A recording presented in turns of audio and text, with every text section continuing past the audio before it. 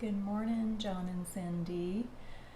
I thought that this would be maybe an easier way for me to get this done, to show you guys how I make my chicken and dumplings with the canned chicken. I'll type the directions and the recipe down in the description below.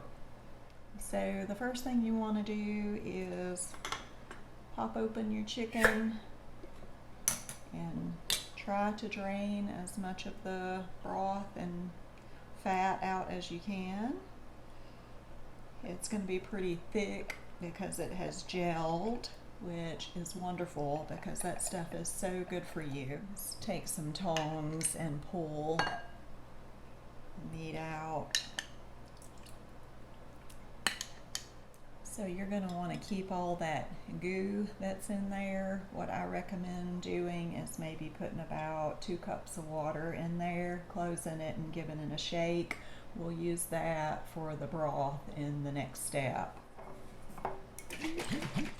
So I'm going to separate the meat from off the bones. This is going to be kind of messy.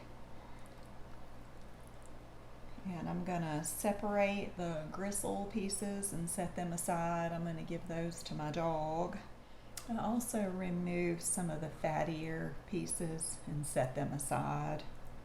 You're going to want to take the meat. I put mine on a cutting board and just kind of dice it. I find that it's a better texture than if it's shredded. Shredded gets kind of stringy for some reason. These roosters some were over a year old. That's why canning is the best method for preserving them, because it tenderizes the meat. So it's really quiet around here because the girls are still doing schoolwork this morning.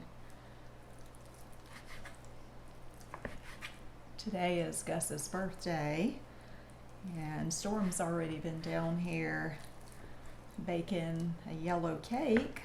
All right, I'm going to return this to the plate.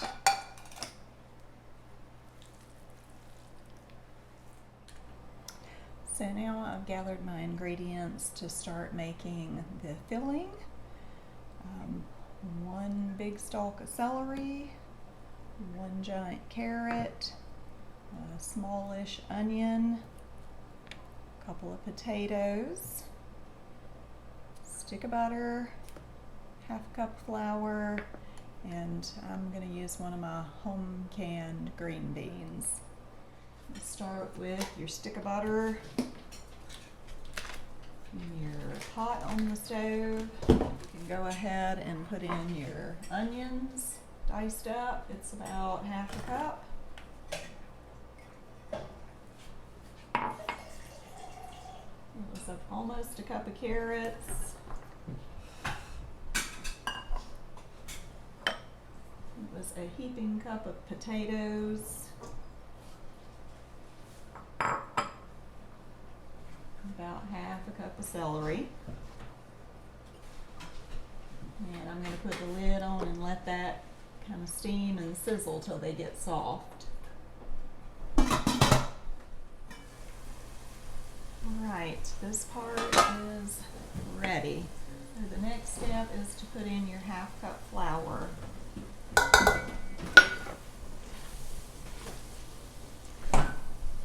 The idea is you're making a gravy here, and with a gravy you always use equal parts fat and flour. So that's going to be dry and pasty pretty quickly. So what we're going to do now is add the liquid part. So the first thing I'm going to add is, this is the goo that was in the bottom of the jar, and it's about 1/2 cup. Put that in there. Then here's the 2 cups of the water that I reserved from the gelatin and goo. I don't want to add it all. I'm going to add another 1/2 cup just to see how thick it is.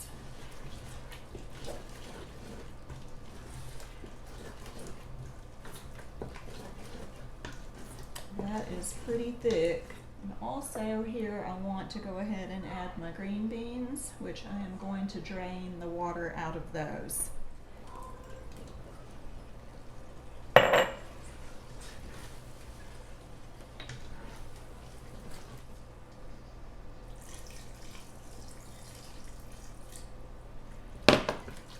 certainly don't want this to be soupy, but I don't want it to be so thick and pasty.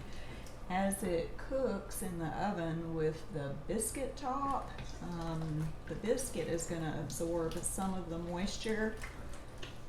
So really it's just a little bit of an art of playing around with it, but this looks perfect. I'm going to go ahead and turn it off. And since I have so much chicken, I'm actually going to first put in a cup and then see kind of how it looks, and if I need to add more, I will. Okay, so in goes 1 cup of the shredded meat. I think it needs a little more, another ½ cup. Alright, that looks fabulous. I'm going to add a heaping teaspoon of salt and about a ½ teaspoon of pepper.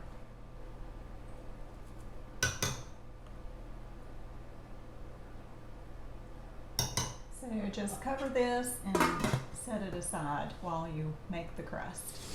I have a cup of self-rising flour, 1 stick of butter that is very soft, and an overfull cup of whole cultured buttermilk. But before I start on this, I need to do 2 things.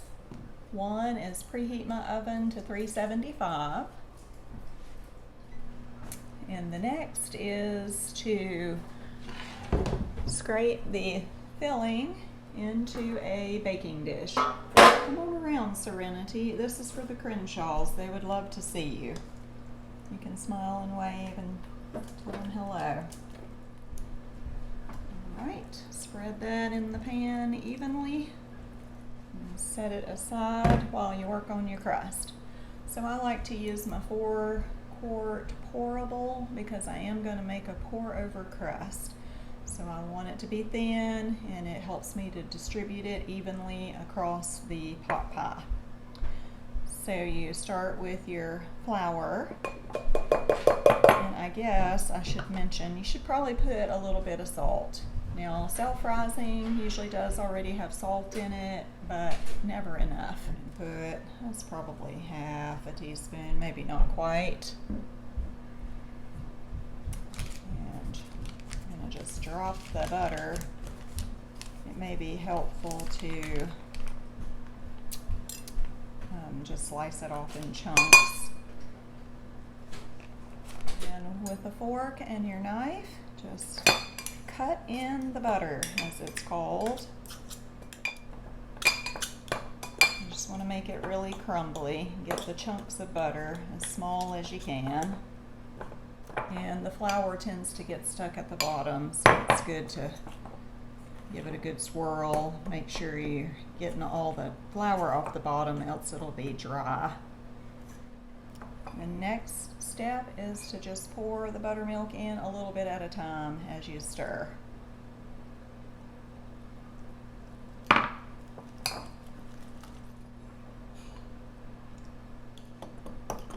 Alright, it's very liquidy. I'm going to let it stand for just a few minutes for the flour to kind of puff up a little bit and absorb some of that buttermilk. Hey guys, come on in. This is for the Crenshaws, so you're welcome to be seen. I'm making my chicken pot pie for them.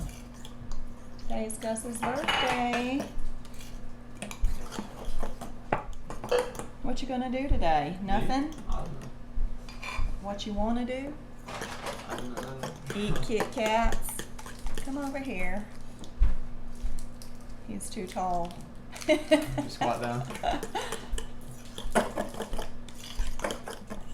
you can see it's drippable, but still very thick. And the oven oven just beeped, so it's ready to go in. Alrighty, on goes the crust. Try to evenly distribute it across the top.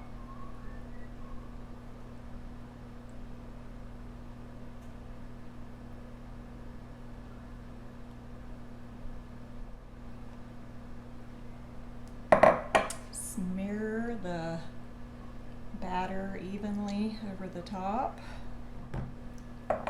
Pop it in the oven.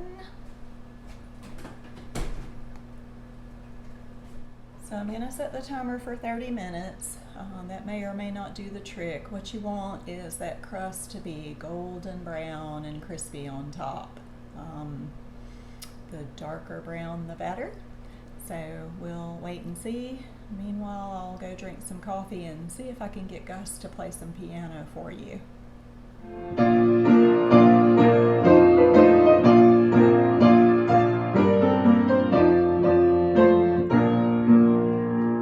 That's pretty good. You should play it through one more again. I love that One more song. again? Yeah.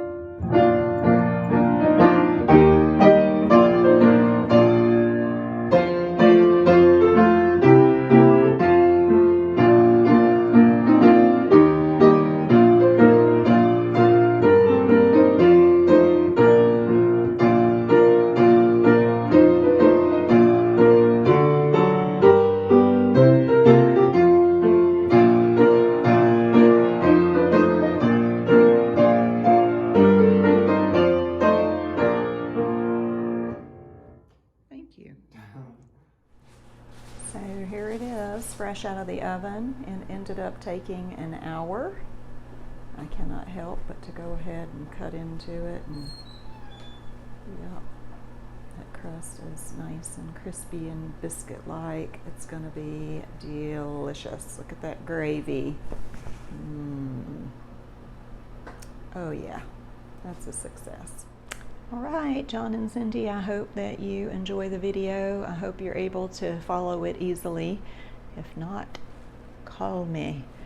I'd like to close with Proverbs 17:17. A friend loveth at all times, and a brother is born for adversity. I do love y'all. See you soon.